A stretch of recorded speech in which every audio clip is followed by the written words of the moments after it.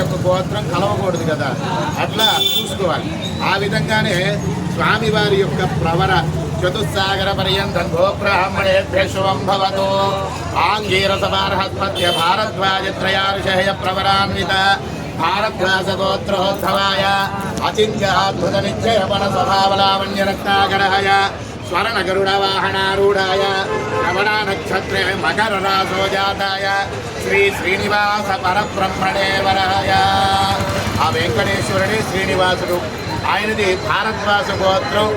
స్వర్ణ గరుడ వాహనారూఢైనటువంటి శ్రవణ నక్షత్రంలో మకర రాశిలో ఉద్భవించినటువంటి స్వామి. మరి ఆ స్వామికి మరి మన అమ్మాయిలు ఇద్దరు ఉన్నారు.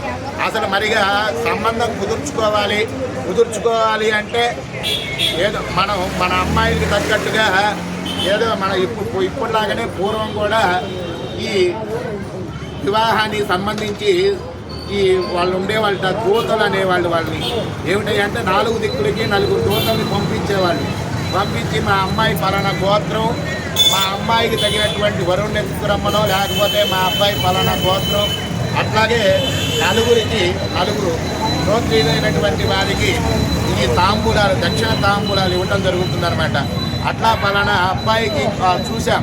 ఇప్పుడు మన అమ్మాయిలు ఇద్దరు ఉన్నారు. ఒక ఆవిడ లక్ష్మీదేవి, ఒక ఆవిడ భూదేవి పద్మావతి.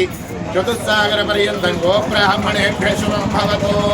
భార్గవ చౌర ఆప్నువాన్ హౌర్యవైదుల పంచారుషేయ ప్రవరాన్విత భార్గవ సుగోత్రయ భృగ సంకల్పదనయ మూల ప్రకృత్యంతరూప పూర్వ ఫల్గుణీ నక్షత్రం కన్యారాసో జాతాయ శ్రీదేవీ నామ్ని ఇమాం కన్యా.